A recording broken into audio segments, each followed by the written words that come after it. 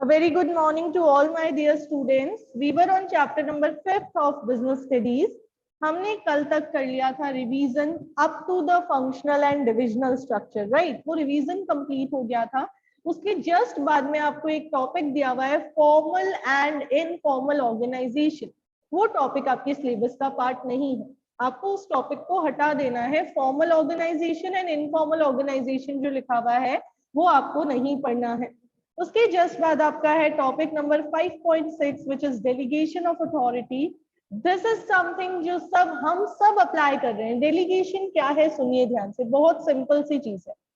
मैंने अपने routine work में से कुछ काम आगे पास ऑन कर दिया तो इसको कहा जाएगा डेलीगेशन ऑफ अथॉरिटी। ठीक है, आपकी मदर के ऊपर वर्कलोड है, उनको घर का सारा काम करना होता है, उनको घर पे किचन मैनेज करना है, घर मैनेज करना है, सब कुछ मैनेज करना है। ऐसे में she has pass some work to you. आपको कह दिया भाई आपके रूम की कबर्ड आप खुद सेट करेंगे, तो उन्होंने कुछ काम आपके ऊपर ट्रांसफर कर दिया। इस ट्रांसफर ऑफ वर्क को कहा जाता है डेलीगेशन ऑफ अथॉरिटी। सपोज मेरे ऊपर वर्कलोड बहुत ज्यादा था, मुझे आप सबकी पीडीएफ प्रॉपर वे में लेनी थी और उनको ड्राइव में अपलोड करना था, तो मैंने अपने वर्क का एक छोटा सा पार्ट की पीडीएफ की प्रॉपर रीनेमिंग करनी, ये आपके ऊपर ट्रांसफर कर दिया। मैंने कहा that you have to send me the PDF in a proper format and you have to rename your PDF, you have to send me your PDF with your proper name, class and chapter number. तो ये हुआ delegation of authority. अगर मैं बहुत simple language में बात करूं तो when a manager passes some of its routine work to his immediate subordinate, then this passing of work is known as delegation of authority। आप लोग भी करते होंगे, अपने छोटे भाई बहनों को कुछ काम दे देते होंगे। मम्मी ने कहा है ये क्लीन करना है तो मैंने क्या कह दिया, जैसे कभी संडे को अगर मम्मी ने मुझे कह दिया डस्टिंग करनी है तो मैंने मेरे भाई को बुलाया, मैंने कहा चल बेटा जो जो बिखरा हुआ है सारी चीजें अपनी जगह पे रख दे। तो मेरा काम था, मुझे दिया गया था, उसमें से कुछ पार्ट ऑफ वर्क मैंने आगे दे दिया, अपने से छोटे को दे दिया। मैं मम्मी को नहीं बुला सकती कि चलो मम्मी क्या करो सारी चीजें अपनी जगह रख दो, नो। डेलीगेट हम हमेशा अपने सबऑर्डिनेट को करेंगे, ठीक है, ये ध्यान रखना। बड़े भैया है और मैं उनको कहूंगी तो नहीं हो पाएगा। अपने से छोटे को, अपने से सबऑर्डिनेट को आपको क्या करना होता है, कुछ वर्क आगे पास ऑन करना होता है। तो देखिए यहाँ पे क्या लिखा हुआ है सिंपल सी लैंग्वेज में, in every organisation managers are assigned a lot of work and manager alone can not perform all the work. Simple सी बात, हर ऑर्गेनाइजेशन में मैनेजर के पास बहुत सारा काम होता है और वो अकेले सारा काम नहीं कर सकता है, राइट। पॉसिबल नहीं है कि वो अकेले सारा काम करे। फिर he divides the work among different individuals working under him according to their qualification and gets the work done from them। वो क्या करेगा, वर्क को अपने अंडर में काम करने वाले लोगों में डिवाइड कर देगा उनकी क्वालिफिकेशन के अकॉर्डिंग और उन्हीं से काम करवा लेगा। The manager begins with sharing of his responsibilities with his subordinate। Manager अपने सबऑर्डिनेट के साथ अपनी रिस्पॉन्सिबिलिटीज को शेयर, अपनी रिस्पॉन्सिबिलिटीज को शेयर करता है।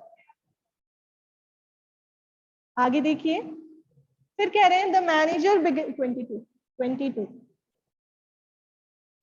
he deliberately passes some of his responsibilities to his subordinates। deliberately सोच समझ के, इंटेंशनली, अपनी इच्छा से वो क्या करता है, कुछ रिस्पॉन्सिबिलिटीज आगे सबऑर्डिनेट को पास कर देता है। डेलिबरेटली का मतलब है इंटेंशनली, उसने इसके पीछे सोचा है, उसने प्लान किया है कि क्यों उसको अपना वर्क आगे पास ऑन करना है। फिर देखिए क्या कह रहे हैं ये आपको यहाँ पे आगे, after passing the responsibility the manager also shares some of his authority। ये इंपॉर्टेंट है। घर पे तो बात करें तो कुछ ऐसी खास अथॉरिटीज नहीं होती, बट ऑर्गेनाइजेशन की बात करें तो रिस्पॉन्सिबिलिटी के साथ कुछ अथॉरिटी भी देनी पड़ेगी।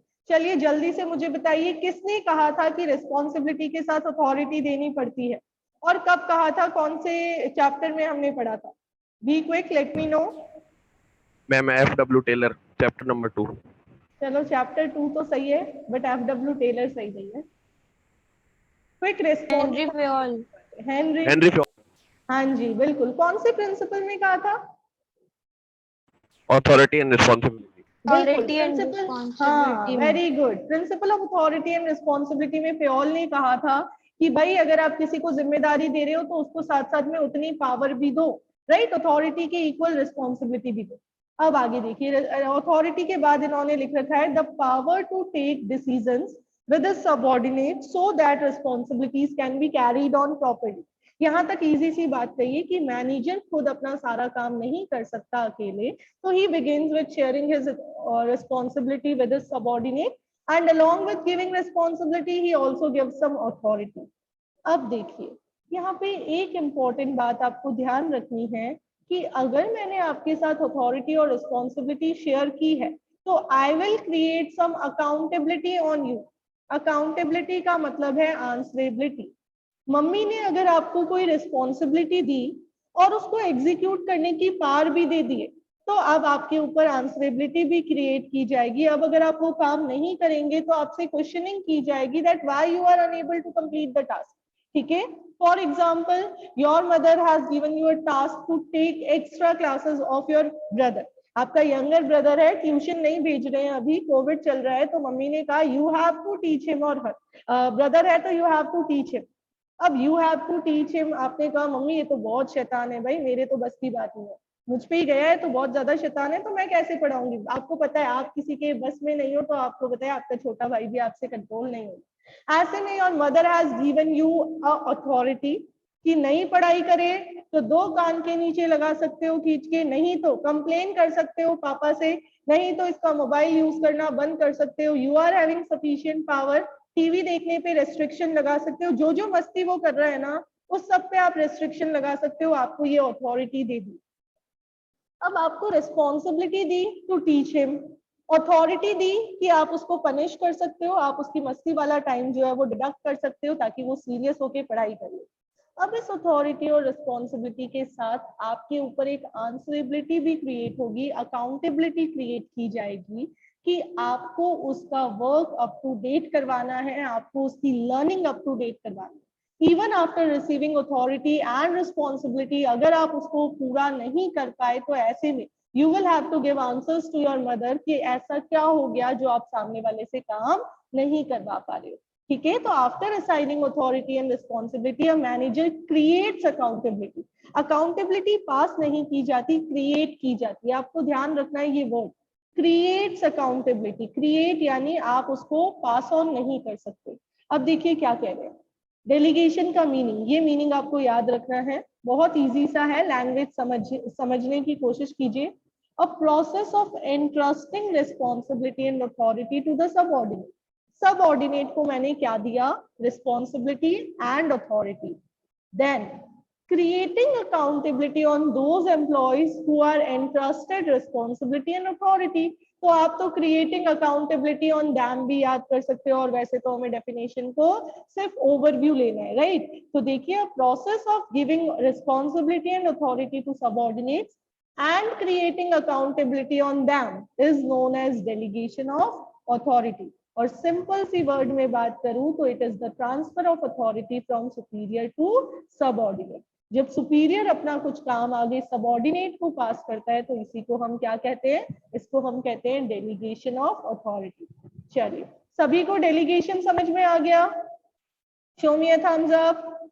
आसान सा कंसेप्ट है ना, अपना काम आगे पास ऑन करना, काम पास करते टाइम सामने वाले को कुछ पावर भी देना, और पावर देने के साथ साथ सामने वाले के ऊपर एक आंसरेबिलिटी क्रिएट करना, एक जवाबदेहिता क्रिएट करना कि भाई मैंने आपके साथ पावर शेयर की है तो आप बताइए आपने अपनी पावर का कहाँ यूज किया। अब एक इंपॉर्टेंट चीज, this one very most important, ये कह रहे हैं डेलीगेशन पे अप्लाई होता है principle of absoluteness of accountability. It means accountability को पास नहीं किया जा सकता, ये ऑब्सोल्यूट है। अगर मम्मी की रिस्पॉन्सिबिलिटी है कि सारे बच्चे प्रॉपर वे में पढ़ाई करें, अब मम्मी ने अपनी रिस्पॉन्सिबिलिटी आप पे ट्रांसफर कर दी कि यंगर ब्रदर को आपको पढ़ाना है, ठीक है, तो आपके ऊपर ये रिस्पॉन्सिबिलिटी पास करने के बाद भी मेन अकाउंटेबिलिटी, मेन आंसरेबिलिटी जो रहेगी वो मदर की रहेगी। आप सोचिए मम्मा पीटीएम में गए और पीटीएम में उनको कंप्लेंट्स मिल रही है कि भाई ये तो सपोज आपके छोटे भाई का नाम क्या है, राहुल है, ठीक है, तो अब राहुल तो पढ़ाई कर ही नहीं रहा है और मम्मा पीटीएम में गई, पीटीएम में कंप्लेंट्स आई, मम्मी वहां पे टीचर को ये एक्सक्यूज देगी क्या कि भाई मैंने तो इसको पढ़ाने की ड्यूटी जो है वो रिया को दे दी थी, अब रिया ही नहीं पढ़ा पा रही, मैं क्या करूं? ऐसा नहीं हो सकता। वहां पे उनको अकाउंटेबिलिटी लेनी पड़ेगी कि yes ma'am, it was my duty to take care of my son, मैं वहां पे अपनी ड्यूटी फुलफिल नहीं कर पा रही हूँ तो मैं डिफॉल्ट करूँ, राइट। तो यहाँ पे यही चीज आपको बताना चाह रहे हैं कि इवन जब मैं अपना काम कुछ आगे पास ऑन कर देती हूँ तो पास करने के बाद भी उस काम के नहीं होने की जिम्मेदारी मेरी ही रहती है, वो नहीं हुआ तो आंसरेबल मैं हूँ। अगर मैंने आपको ड्यूटी दे दी कि भाई आपको ये सामान परचेज करना है, सपोज मेरा टास्क था एक बर्थडे पार्टी ऑर्गेनाइज करना, मुझे किसी ने ये टास्क दिया, अब मैंने अपने टास्क का कुछ पार्ट आपके साथ शेयर कर लिया, तो मैं आपसे क्वेश्चन कर पाऊंगी कि आपने ये काम क्यों नहीं किया, बट जिसने मुझे टास्क दिया है वो तो मुझे से क्वेश्चन करेगा कि why I am unable to do this work, ठीक है। देखिए एक एग्जांपल के साथ इसको समझते हैं, इससे रिलेटेड केस स्टडी और क्वेश्चन डेफिनेटली पेपर में आएगा, ठीक है, आप मान के चलिए फिक्स है कि इससे रिलेटेड क्वेश्चन आएगा ही आएगा। क्या कह रहे हैं ये, delegation is a very important process to carry on the work systematically in the organization। बहुत जरूरी है अपना काम सिस्टमैटिकली करने के लिए कि आप अपना कुछ वर्क आगे पास ऑन कर दो, कुछ वर्क आगे डेलीगेट कर दो, but it is not a process of abdication which means accountability is absolute. Abdication यानी पलड़ा झाड़ लेना, आप हिंदी में पढ़ते हैं ना, पलड़ा झाड़ लेना, पीछे हट जाना, अपनी जिम्मेदारी से पीछे हट जाना, तो डेलीगेशन एब्डिकेशन का प्रोसेस नहीं है, इसका मतलब अकाउंटेबिलिटी ऑब्सोल्यूट है। It can never be delegated, ये इट यूज हुआ है अकाउंटेबिलिटी के लिए, आप हाईलाइट कर लेना, ये जो यहाँ पे लिखा हुआ है ना, it can never be delegated, MCQ में पूछ सकते हैं dash can never be delegated, तो क्या कभी डेलीगेट नहीं किया जा सकता, अकाउंटेबिलिटी डेलीगेट नहीं की जा सकती। क्या लिखा हुआ है, after creating accountability on subordinates the superior also remain accountable. Subordinates के ऊपर अकाउंटेबिलिटी क्रिएट करने के बाद भी सुपीरियर तो अकाउंटेबल रहते ही हैं, सुपीरियर की जिम्मेदारी तो फिर भी होती है। चलिए भाई जल्दी से ये एग्जाम्पल रीड कीजिए और फिर हैंड रेज करके इस एग्जाम्पल को समझाइए। दिस टाइम आई वांट कि ऐसा कंपटीशन हो कि एक साथ कम से कम 5-6 बच्चे रेडी हो एग्जाम्पल एक्सप्लेन करने के लिए। Your time starts now.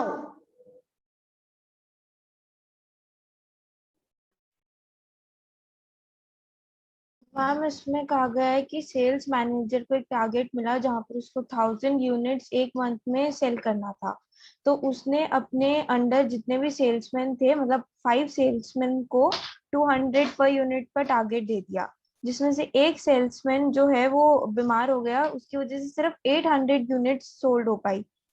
तो इस सिचुएशन में जो अकाउंटेबिलिटी है 1000 यूनिट्स को बेचने की, वो मैनेजर के ऊपर ही है, क्यों, हालांकि उसने जो काम था वो आगे पास कर दिया, बट जो मेन काम था, जो मेन अकाउंटेबिलिटी थी, वो मैनेजर के साथ ही थी, तो उसको उसकी रिस्पॉन्सिबिलिटी उठानी चाहिए थी और उसको ये ध्यान देना चाहिए था टाइम टू टाइम कि जो भी हो रहा है, उसके जितने भी वर्कर्स हैं वो सही से हैं कि नहीं और काम कर रहे हैं कि नहीं। बिल्कुल, वेरी गुड, यस रिया, बताइए principle of absolute of accountability में आपको क्या समझ में आया। मैम यही किया ना, जो वो सेल्स मैनेजर था उसको, मतलब उसने है ना भले ही काम को डिवाइड कर दिया, लेकिन उसकी रिस्पॉन्सिबिलिटी वहीं पर खत्म नहीं हुई थी, उसको है ना बार बार मतलब टाइम टू टाइम चेक करना चाहिए था कि काम सही से हो रहा है या नहीं, जितना टारगेट फिक्स हुआ है उस अकॉर्डिंग मतलब प्रोडक्शन हो रहा है या नहीं हो रहा। बिल्कुल, ये अब आप सभी इसको रिलेट कीजिए अपनी रियल लाइफ से और मुझे सोच के कोई भी एक ऐसी सिचुएशन बताइए जिसमें कभी घर पे आपको कोई रिस्पॉन्सिबिलिटी मिली हो, पापा ने अपना कोई काम आगे डेलीगेट किया हो, मार्केट जा रहे थे, मम्मी ने कुछ काम कह दिया, सब्जी लाने का ही कह दिया और पापा ने वो कह दिया आपको, अब आप घूमने निकल गए इधर उधर, तो आपको तो पापा डांटेंगे, लेकिन मम्मी की डांट किसको सुननी पड़ेगी, डेफिनेटली पापा को, कि सब्जी क्यों नहीं लेके आए, आपको कहा था ना ये काम करना है। तो ऐसी कोई सिचुएशन जल्दी से बताइए और साथ में बताइए कि कैसे वहां पे ऑब्सोल्यूटनेस ऑफ अकाउंटेबिलिटी रही। एनीवन, बाकी बच्चे सोचें, सबके साथ हुआ है ऐसा। यस वाहिनी।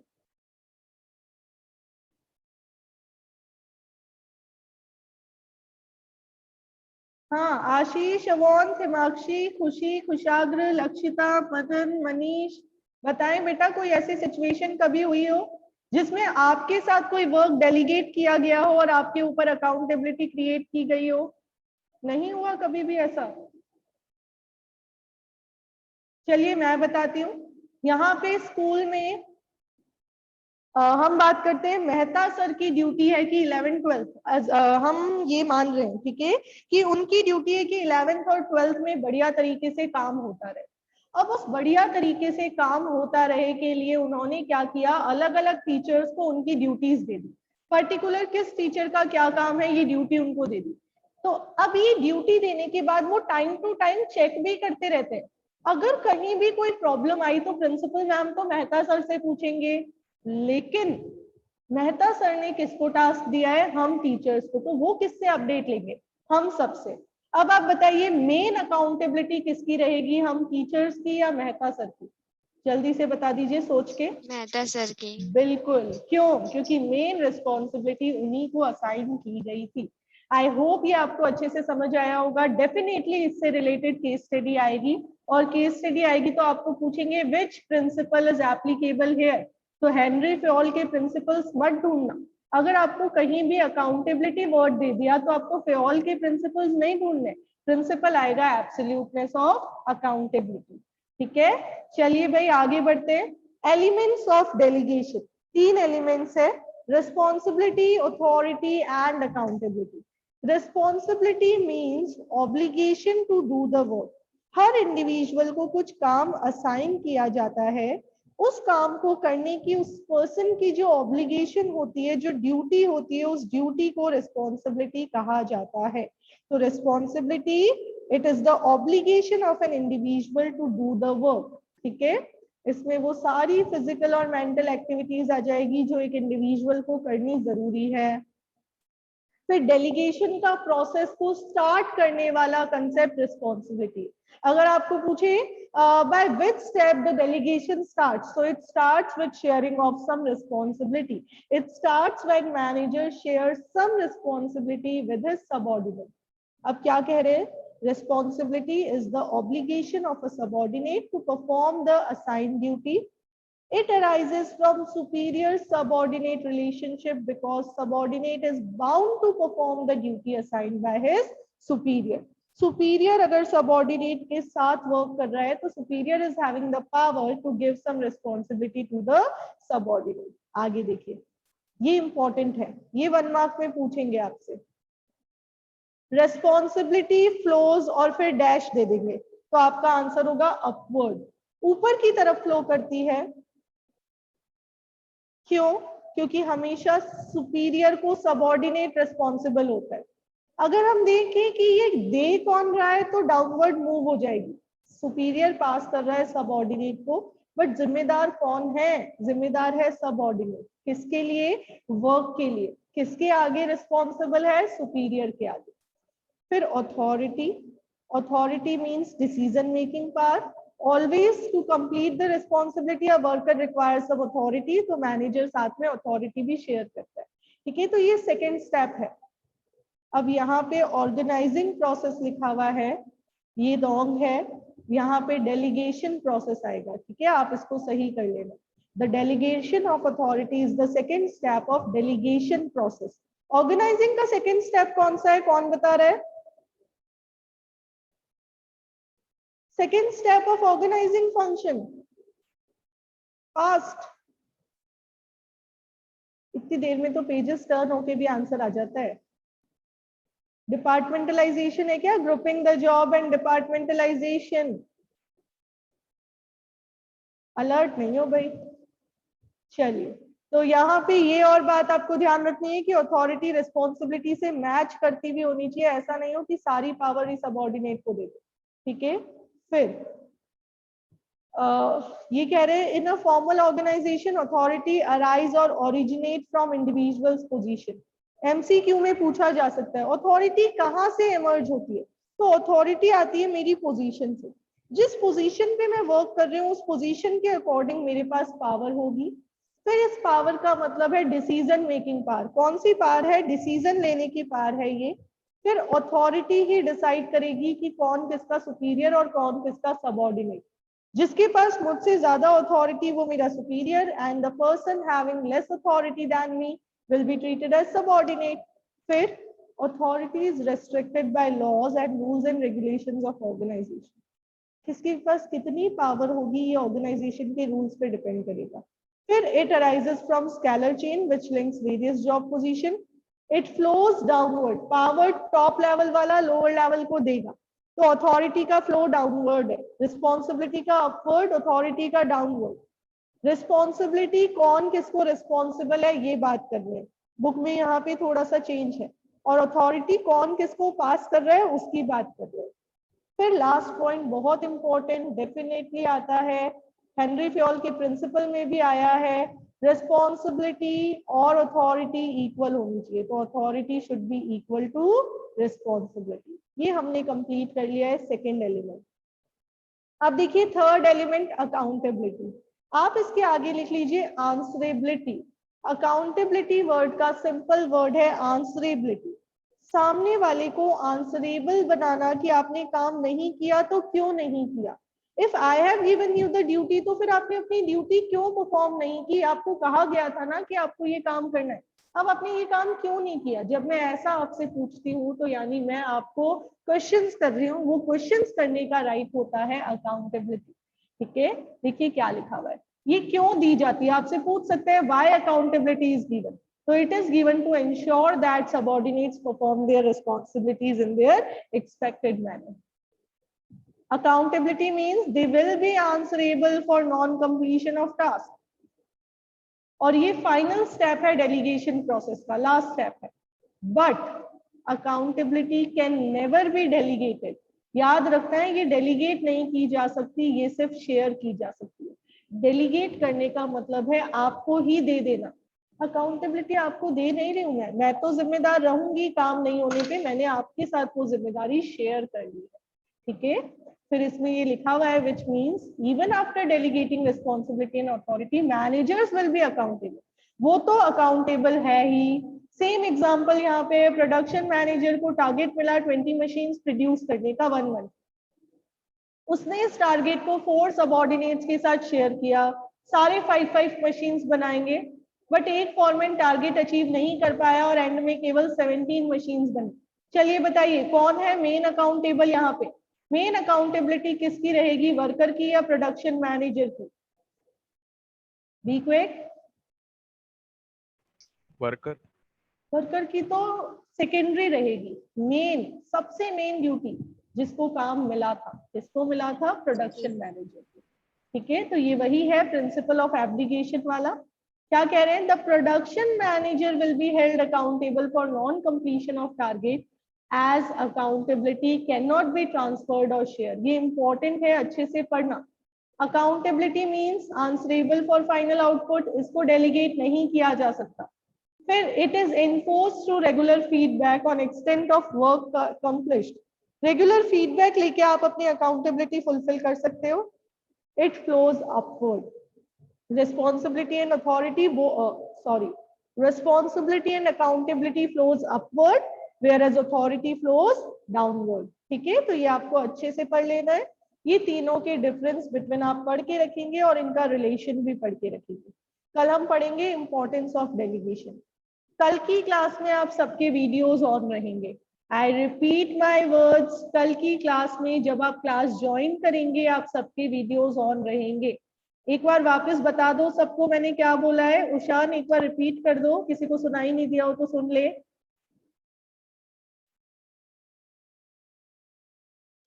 वीडियोस ऑन रहेंगे। हाँ, सबके वीडियोस ऑन रहेंगे। राहुल बेटा एक बार आप भी रिपीट कर दो।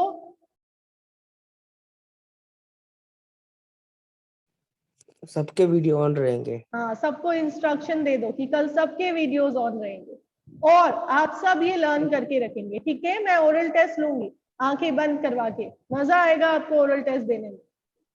चलिए मिलते हैं कल की क्लास में। मैं ये एक्सपेक्ट कर रही हूँ कि आप सबके वीडियोस ऑन रहेंगे। मुझे आप लोग कल डिसअपॉइंट मत करिएगा।